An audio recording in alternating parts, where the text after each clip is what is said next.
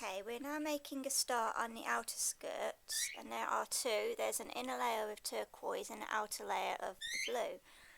And I'm using this 3 mom weight silk gauze in white, and I bought it in 55 inches wide. And I recommend you wash your fabric first because it takes the dye better. If you don't wash it, you can risk the fabric getting all patchy after you've dyed it. After I washed it, it's now reduced to 44 to 45 inches wide, which isn't wide enough to actually make the skirt from waist to floor length. So we're now going to have to go up the length of the fabric and cut out lots of sections, and then it will be gathered. Bought the fabric from this place, Dharma Trading Company, and there's the website if you need it. And then this is the item that I bought. I bought about 30 yards, which in meters came to about 27 meters. Okay, next up you want to dye your fabric. So using the same company again, they sell a great range of dyes. This one is a specially made acid dye in true turquoise. Now I bought a 2-ounce pot, but really I did not need to buy a pot this big, as you only literally need the edge of a teaspoon and the colour just explodes. So I would recommend probably buying a smaller tub. Next you need a really big dye tub, preferably as long as the width of your fabric would help, and just follow the instructions on the dye to mix it up using your white vinegar. And I recommend just filling it literally probably half a centimetre high full of water. You don't need to fill it right to the top, you only need enough just to cover your fabric. Okay, here we have a practice piece I did earlier, practicing colours and such like, and it gave an idea how much we're going to need. Now I took a 4-metre piece of fabric, and I have admittedly over gathered it a bit too much here, but basically after you gather it, it condenses into about 30 centimetres. So 4 metres will do you about 30 centimetres, but then again, as I said, I have over gathered this piece a bit too much. So ideally it probably could reduce it to about 35 centimetres possibly, and it will still look reasonably gathered. So what I did is, we found after we ironed it the first time round, after I washed it, that I actually had about 28 metres, so I cut it in half at 14 metres. And this is the result of the colour after I've dyed it. I don't know if this is picking up well on the camcorder. It might show more of a blue than a turquoise. But the idea is to get it as pale and as light as possible. You don't want to have it too strong.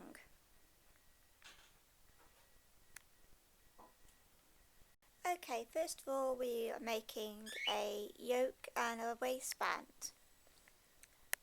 This is completely up to you if you want to do a separate waistband to your yoke. We usually just do a yoke on its own, but for this particular design we're going to include a waistband which is at the top here. These are my pattern pieces. This will be my front, and then we have 2 side sections for the back. Now you need to repeat that to make one up to do your liner. I'm just using a pale blue cotton.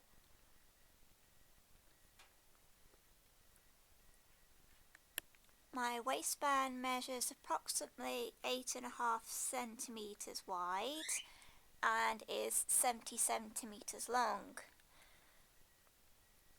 Now when you cut out your waistband, remember just to add a couple of centimetres each side to allow for a turnover later on and for your seam allowance. Okay, next we need to apply some interfacing to the outer yoke and waistband sections. I'm using a very lightweight, very soft interfacing. It's not an iron-on one. What I'm going to do is just mount my pieces onto the back of it like so. I'll do that for all these. Okay, I've now tacked my interfacing down. I've done this on the machine just to save time of a long stitch, so I can just quickly whip it out later. I then join my side seams together on my yoke and I've pressed them with the iron so they're nice and flat.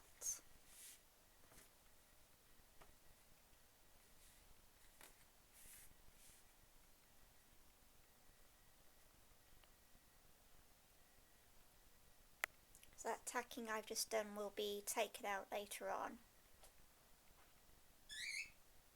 The next thing we have to do is cut our silk sections out. Now after I've dyed it, the width of the fabric is now approximately 42 inches wide.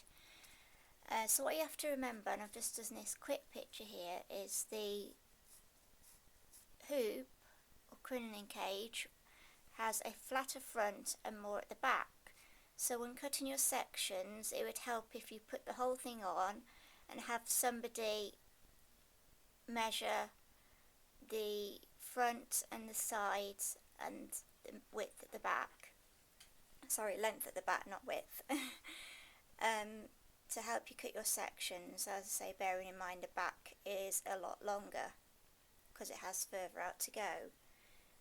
So what we've done is here we've got 10 sections cut out, and we've laid them out in order here so we don't get muddled up.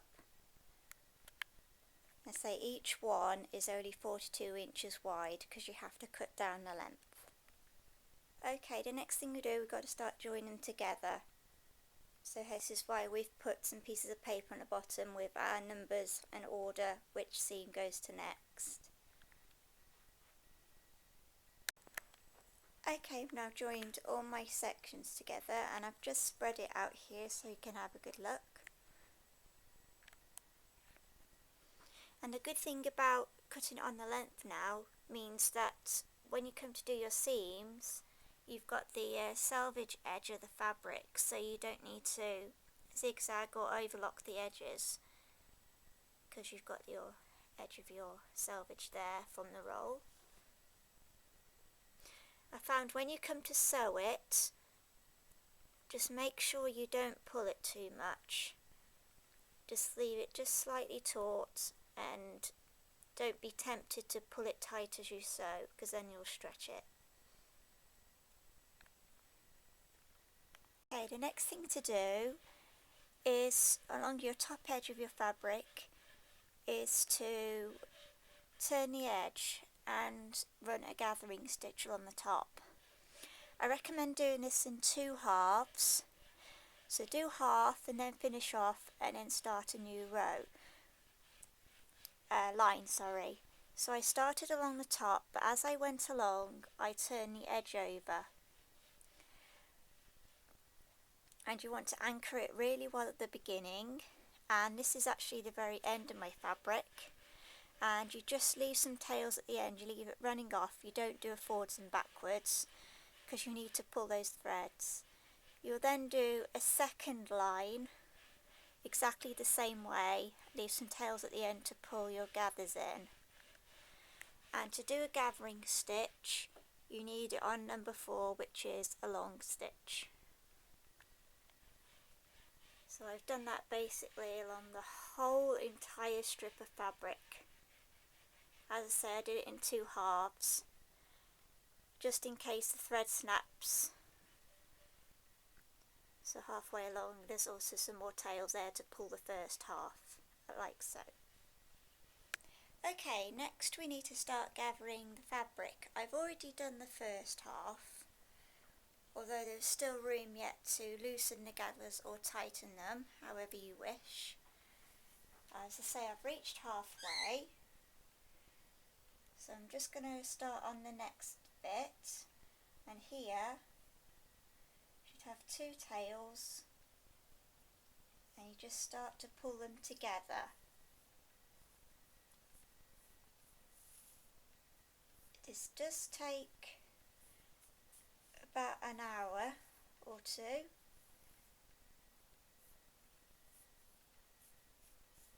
but hopefully you get the idea of what's being achieved here.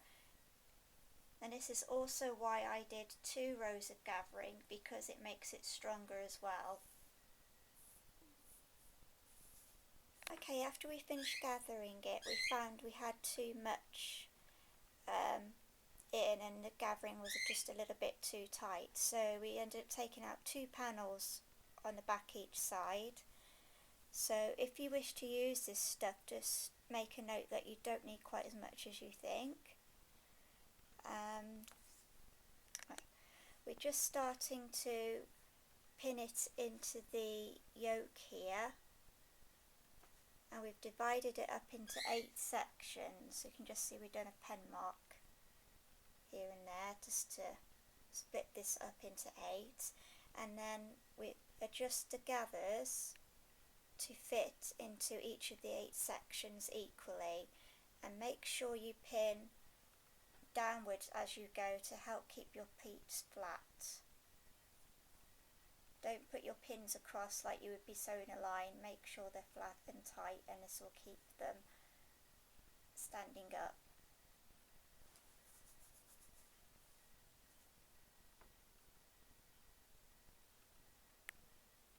Next you want to sew the silk onto the yoke itself. First of all, you want to sew just 2mm below the last gathering stitch line you did on the lower line. And then what we've done here is gone over it a few more times near the edge just to really anchor it on. I want this to withstand a lot of pulling because of doing a lot of spinning, so we've just gone over it to make sure it stays.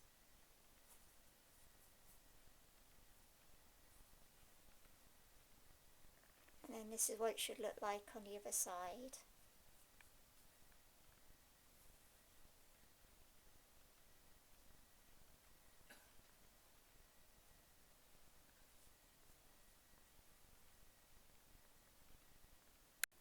I've now dyed the fabric for my outer skirt in a sky blue colour. I used this dye, I bought it from eBay in the UK. It's an acid dye in colour 621 Sky Blue. Okay, with Tracy standing up there on a stool, what we're going to do now is work out all the sections. So first of all I'm going to gather a very loose pleat widthways approximately 10 centimeters, because I need 8 sections to go all the way around. So we'll start with the front one, and I'm going to allow at least 2 inches, that's about 5 centimeters above my line. That will allow for any turnover, and then in any gathers, and then just let it drape softly to the bottom. And then what I'm going to do is take my lowest point and go down about another 5 to 6 centimeters, and then I'm going to tear off the strip. I'm going to do that for all 8 sections. Okay, I've now done all the sections. You don't have to be too accurate with all this, just allow about 5 centimeters at the top longer than you need, and then drape them all down until they're longer than the original skirt by at least 10 centimetres. Doesn't matter about whether they're not even at this stage. Just take you around.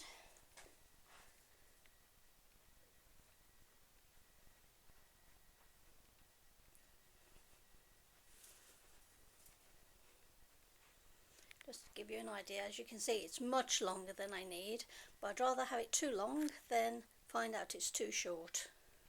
Next, repeat the same process that you did for your green layer. Here I've got the turquoise. Do exactly the same for the blue.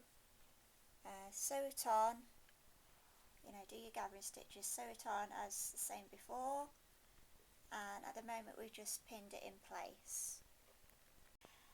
Okay, if you remember from the turquoise layer, we've sewn the edge right to the edge of the oak there. To try and reduce some bulk, what we've done with the blue is sewn it up a little bit higher inside, so that when the two come together, it'll be like a step effect. Just turn this the right way now so you can have a better look. Okay, so you've got your green here, got your blue here. This was sewn a bit higher on the inside here, so that when it overlaps, you've got the bulk a bit higher up inside. Next, you just want to start pinning your two yoke layers together, as you can see here. Making sure your green is on the inside and making sure it's facing good side out on the turquoise, and then good side outwards on your blue.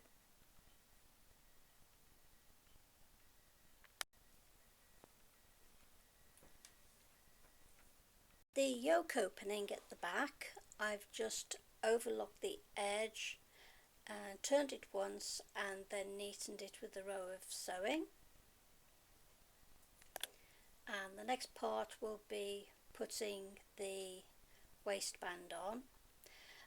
When it comes to the one side, I shall leave just about a couple of centimetres over, just to allow for a bit of an overlap. We're now doing a rolled hem on our overlocker, and because it's a very good match with the colour, I'm just putting the turquoise into the upper looper, and I've tightened up the tension for the upper looper as well.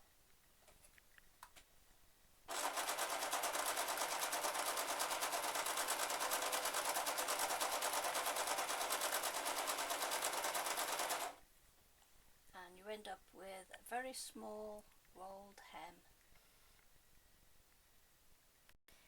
Just quickly showing you here the edges of the skirt.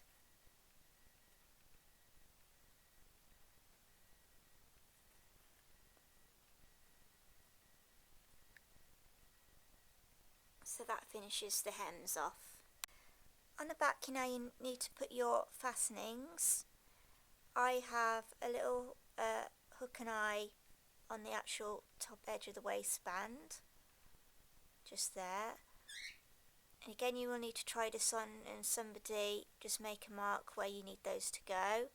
I've also got a popper here, just to bring that over, and then that will go over there like so when it's on me.